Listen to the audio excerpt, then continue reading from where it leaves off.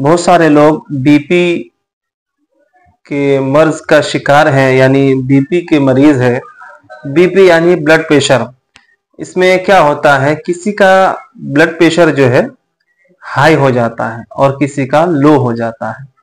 और इसका जो एतदाल वाला हिसाब है, जो नॉर्मल हालत है, वो है नीचे 80 और ऊपर 120। ये उसकी नॉर्मल हालत है। अगर नीचे की बीपी 80 से नीचे चले जाए तो और ऊपर जो है 120 है वो नीचे आ जाए तो इसको लो ब्लड प्रेशर कहते हैं।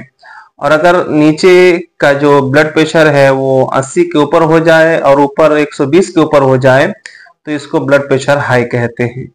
ये ब्लड प्रेशर क्या होता है, हमारे खून की रफ्तार की वो मिकदार है। ये अपने एतदाल हालत में होनी चाहिए, यानी 80 और 120। इसके अलावा ऊपर नीचे हो, इसका मतलब हमारी तबीयत, हमारी सेहत ठीक नहीं है। डॉक्टर कहते हैं कि बीपी का हाई होना या लो होना ये बहुत बड़ी टेंशन की बात है। यानी हमारे किडनी, हार्ट का सिस्टम सही नहीं है, हमारे बॉडी के अंदर की जो हालत है वो बराबर नहीं है। लिहाजा हमें हमेशा अपनी बीपी पर ध्यान देना चाहिए। कम भी ना हो और बड़े भी नहीं, दोनों सूरतें खतरनाक हैं। तो हमा वक्त हमें अपने बीपी पर तवज्जो देना चाहिए। अब बीपी हाई या लो किसको है ये पता तो डॉक्टर के पास जाके ही पता चलेगा। जो उसकी मशीन आती है जो हाथ में लगाते हैं, जिसके जरिए पता चलता है कि बीपी हाई है, नॉर्मल है या लो है। लेकिन अगर बीपी हाई है तो हमें अपने ऊपर तवज्जो देने की जरूरत है। उसके लक्षण क्या है? बहुत सारे लक्षण हैं, जैसे बेचैनी होना, घबराहट का बढ़ जाना, सर दुखना, नींद का ना आना, चक्कर आना, इसके बहुत सारे लक्षण होते हैं। तो अगर हमको कभी ऐसा अनकंफर्टेबल महसूस हो तो हमें बीपी चेक करना चाहिए। बीपी की अगर बीमारी हो गई और पहली बार हमें मालूम हुआ कि मुझे बीपी की शिकायत है, तो सबसे पहले खान पान के जरिए बीपी को कंट्रोल करने की कोशिश करें। उसके बाद फिर कुछ यूनानी या आयुर्वेदिक दवाओं के जरिए बीपी को नॉर्मल करने की कोशिश करें। वो इसलिए मैं कह रहा हूं कि हम अंग्रेजी गोली दवा जितनी भी खाएं तो उससे वो बीमारी जाने वाली नहीं है, बल्कि हमें आखिरी दम तक उन गोलियों का या दवाओं का इस्तेमाल करते रहना होगा। लेकिन हम शुरुआत में अगर कोशिश करें तो हमारी ये जो बीमारी है बीपी की हमेशा के लिए खत्म हो सकती है। वरना बीपी की गोली एक बार शुरू करने के बाद फिर जो है हम उसको बंद नहीं कर सकते।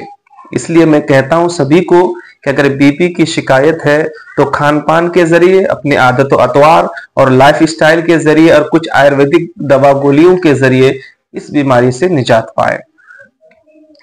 और इसके अलावा तंबाकू, अपना सिगरेट का पीना, वजन का बढ़ जाना, थायराइड हो जाना, किडनी के अमराज हो जाना, पेट साफ ना होना, हाइपर एसिडिटी होना, ये सब भी बीपी के कारण है। तो हमें बीपी की शिकायत क्यों हुई है उस पर भी तवज्जो देने की जरूरत है।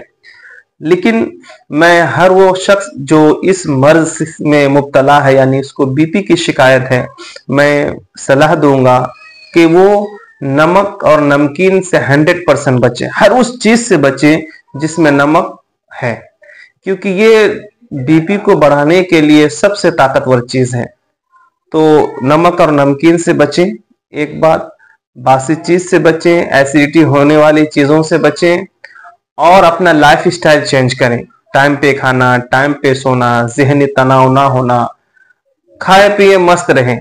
जो इंसान खाता पीता मस्त है, कोई टेंशन नहीं, कोई जहनी तनाव नहीं, ऐसे लोग इस बीमारी में मुब्तला नहीं होते हैं। तो अगर आप मरीज है इस बीमारी के तो अपना लाइफ स्टाइल चेंज करें, वॉकिंग करें। और खेत खलियान में काम करने वाले, बहुत ज्यादा भागा दौड़ी करने वाले, ये लोग इस बीमारी में मुब्तला नहीं होते हैं। लेकिन आखिर याद रखिए, बीमारी ऐसी चीज है कि हजारों तदाबीर इख्तियार करने के बाद आ ही जाती है। लेकिन तब भी एहतियाती तदाबीर अपनाना चाहिए, खान पान में तवज्जो देना चाहिए।